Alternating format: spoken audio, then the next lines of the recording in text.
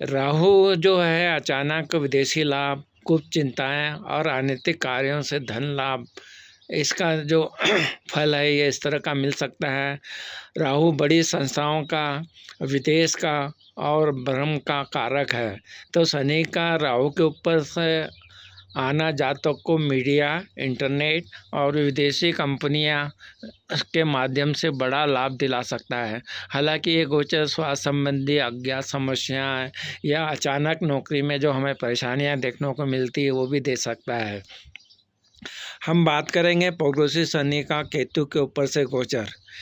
इसका जो फल मिलता है हमको, ये नौकरी का छूटना या परिवर्तन होना या आध्यात्मिक झुकाव बढ़ना और काम में रुकावटें आना, ये प्रोग्रेसिव शनि केतु के ऊपर से गोचर का फल हो सकता है।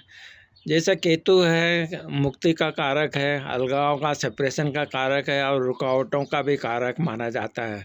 तो जब शनि केतु पर आता है तो अक्सर जातक की वर्तमान नौकरी छूट जाती है या वह काम से निराश होकर ब्रेक ले लेता है। इस दौरान व्यक्ति ज्योतिष में, लेखन या आध्यात्मिक साधना की ओर आकर्षित होता है। इसी तरह हम बात करेंगे कि प्रोग्रेसिव शनि का जन्मकालीन जो शनि है उसके ऊपर से अगर गोचर हो रहा है तो उसके लिए क्या फल हो सकते हैं। इसका फल यह होगा कि काम का भारी बोझ और जीवन का नया चक्र शुरू होना माना जाता है।